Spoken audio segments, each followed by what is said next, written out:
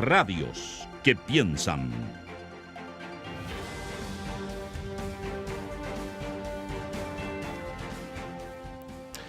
Bueno, continuamos con esta primera edición de Radio Análisis cuando son las 7 de la mañana con 43 minutos y saludamos a esta hora a la ministra de Bienes Nacionales y encargada presidencial para la reconstrucción en las zonas afectadas por el último sistema frontal, Javiera Toro, a quien le damos la bienvenida. Ministra, ¿cómo está? Buenos días, gracias por estar con nosotros.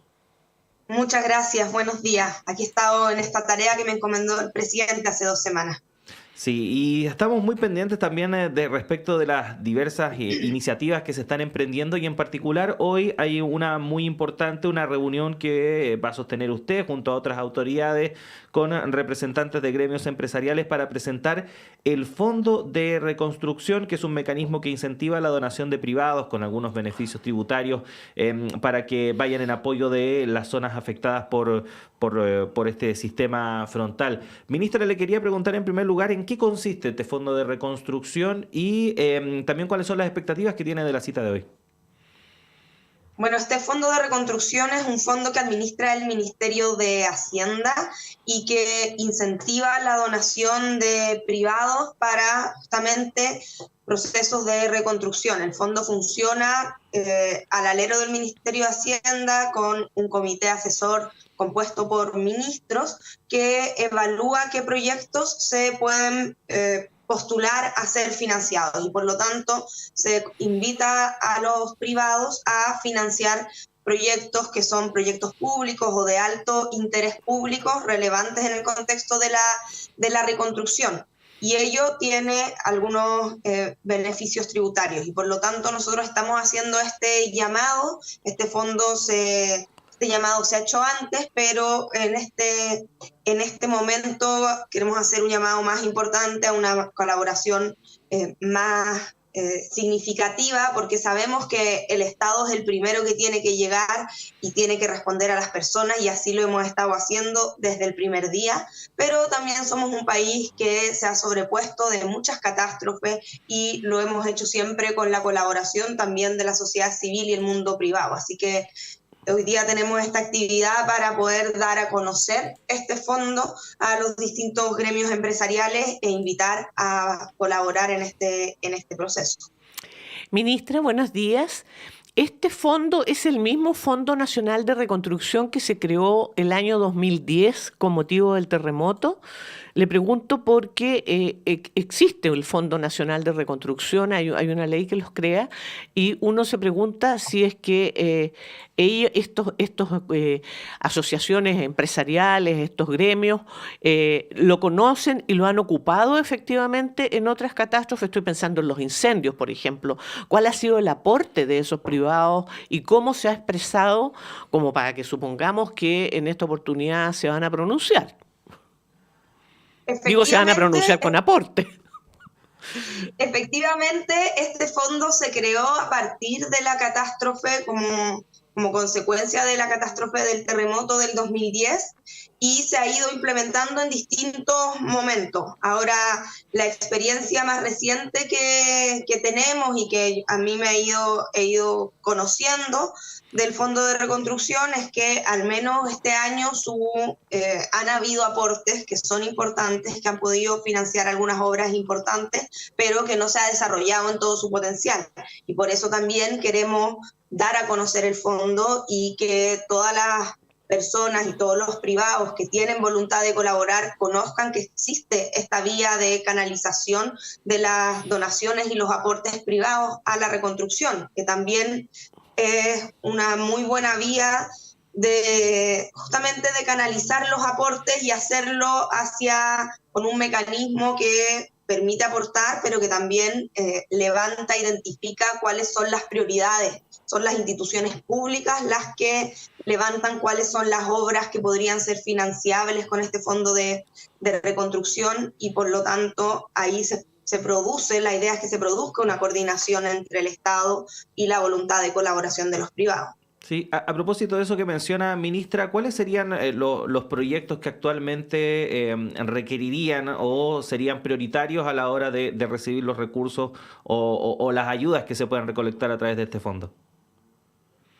Bueno, principalmente lo que queremos plantearles también, y lo hemos estado planteando y se discute así en el comité asesor del fondo, existen siempre algunos sectores, algunos proyectos a los que les es más difícil llegar con una solución al Estado y por lo tanto, idealmente, que esos proyectos se canalicen, que esos aportes se canalizaran hacia esos fondos. O sea, la idea es que aquí tengamos una coordinación entre la labor que realiza el Estado y la labor que realizan los aportes que realizan los privados. ¿Y cómo funciona? Se ha solicitado a los distintos ministerios que postulen proyectos, ya han empezado a llegar algunos que se analizaron en la última reunión del fondo donde yo estuve, y luego todavía la cartera está en ajuste. Estos proyectos se publican en la página del fondo para que estén a disposición. Estamos hablando de proyectos de reposición de jardines infantiles, de implementaciones como para centros médicos, como ambulancias, cosas de ese tipo se han ido levantando, obras de infraestructura. Este fondo es fundamentalmente para financiar infraestructura pública o infraestructura de interés público. Ministra, si este fondo lo que de alguna manera junta, recopila, son las donaciones de los privados para recuperar ya sea recintos o necesidades de algunos sectores privados o públicos. ¿Cuál es el aporte o cuál es el fondo que tiene el sector público para estos tipos de emergencia? Porque estoy pensando que uno cuando mira la destrucción, hay obras públicas gigantescas que quedaron muy dañadas o que simplemente el temporal nos demostró que hay que hacer, que hay que construir y que es indispensable, ¿no es cierto?, para que los ríos no vuelvan a arrasar con poblaciones enteras. ¿Esas platas dependen del presupuesto habitual o hay algún fondo público que contemple este tipo de obras? Bueno, de todas maneras, el aporte más importante siempre lo va a hacer el Estado, y el principal responsable de llegar a tiempo y llegar con soluciones, y justamente, y la tarea que a mí me toca, proponer y planificar un proceso de reconstrucción que se haga cargo de los diversos daños que se producen. Y es el proceso en el que estamos ahora. Nosotros hemos estado reuniéndonos con los distintos ministerios, recibiendo sus proyectos de reconstrucción sectoriales, y con ello vamos a poder definir los ejes de la reconstrucción y también poder determinar cuáles son los proyectos, las metas, los plazos, los responsables de cada una de ellas. Esto se va a realizar tanto con reasignaciones presupuestarias, tanto con programas que existan, y en caso de ser necesario se podrían existir nuevos fondos, algo que estamos conversando con el Ministerio de Hacienda y la DIPRES, pero hoy día el gobierno ya ha comprometido en el primer paquete de ayudas tempranas un monto de 87.000 millones de pesos que se está expresando en la entrega de los bonos de recuperación, en la entrega de alimentación y forraje para animales y apicultores, en los bonos del Banco de Materiales, en el subsidio de retención laboral, una serie de medidas que fueron las que componen el paquete de ayudas tempranas. Ya comprometieron 87.000 millones de pesos. Y en materia de obras públicas, también el Ministerio de Obras Públicas ya tiene una planificación que vamos a ir afinando, pero de cuál va a ser el proceso de reconstrucción y la magnitud de esto, y también la ministra se está cuantificando exactamente, pero la ministra también ha hablado de cifras importantes. Estamos conversando con la ministra de Bienes Nacionales, encargada presidencial para la reconstrucción en aquellas zonas afectadas por el último temporal, Javiera Toro. A propósito de este fondo de reconstrucción, también cómo va este proceso. Ministra, ¿qué ha sido lo más complejo precisamente a la hora de avanzar en esta emergencia? Pienso, por ejemplo, en lo que puede ocurrir este fin de semana, tomando en cuenta que hay posibilidad de que llegue un nuevo sistema frontal a la zona, no de las mismas características ni la intensidad del que provocó todo este desastre, pero para una familia, por ejemplo, que perdió su hogar, cualquier lluvia es una calamidad. ¿Se han recuperado, por ejemplo, todas las viviendas? ¿Cuál es el estado del proceso hasta ahora?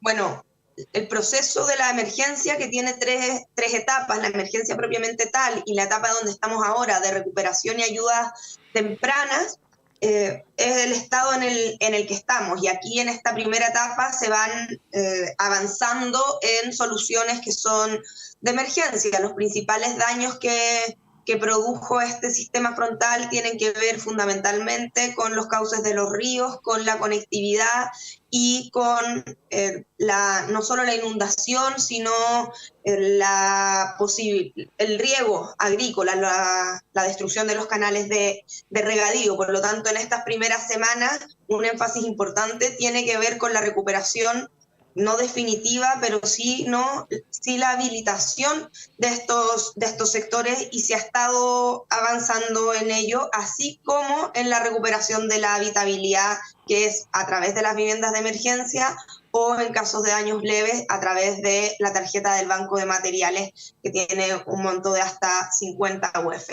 Por lo tanto, todos esos elementos están avanzando, pero sin duda todavía estamos en una etapa complicada. Todavía existen algunos sectores a los que ha sido muy difícil llegar, sectores en los que no se ha recuperado completamente la conectividad, a pesar de que la conectividad administrada por el MOP a través de Vialidad ya tiene una recuperación de emergencia sobre el 75%, y sin embargo todavía quedan algunos puntos complejos, todavía quedan algunos sectores en que es necesario esperar que bajen las aguas para poder hacer una evaluación más específica de cómo se va a requerir, por ejemplo, rehabilitar algún cruce, algún puente. Pero se está avanzando en eso, se están avanzando también en obras fluviales de emergencia, fundamentalmente enrocamiento, encauzamiento de río, y por otro lado en el tema agrícola, que es uno que a mí en terreno me levanta muchísimo,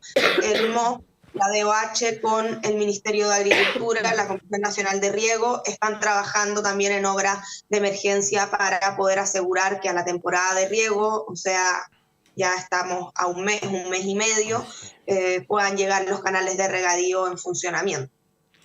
Sí, ministra, ¿hasta cuándo está usted a cargo de este proceso? Porque dijo que efectivamente la emergencia, estamos en estos momentos en la etapa de recuperación, dijo, la segunda etapa. Y hablemos un poco de la tercera etapa, ¿qué es lo que vendría? ¿Hasta cuándo tiene usted que hacerse cargo de que todo esté funcionando? Se lo pregunto, ministra, porque la experiencia en nuestro país, ¿no?, durante nuestra historia completa, es que las emergencias que construye Puentes Mecanos terminan siendo eternos, por ejemplo, ¿no es cierto? Y de que las obras de emergencia no terminan nunca. Entonces, ¿hasta cuándo tiene usted la responsabilidad de que esto funcione? Bueno, justamente la tercera etapa, que es propiamente la de reconstrucción, es la que el presidente me ha encargado a mí, me ha nombrado como encargada de la recuperación y la reconstrucción, y mi responsabilidad tiene que ver con formular, proponer el plan de reconstrucción, conducir y coordinar que ese plan se implemente. Por lo tanto, hoy día mi primera responsabilidad tiene que ver con el trabajo intersectorial que estoy realizando para la formulación del plan de reconstrucción, pero también es parte de mi responsabilidad ayudar en la coordinación entre los distintos ministerios y las distintas instituciones para que este plan se vaya avanzando. Sabemos que hay algunas medidas que son de urgencia, como casi todas las que se están tomando hoy día. Por ejemplo, las obras de conectividad vial que se han logrado avanzar son soluciones de emergencia que van a requerir más adelante obras definitivas.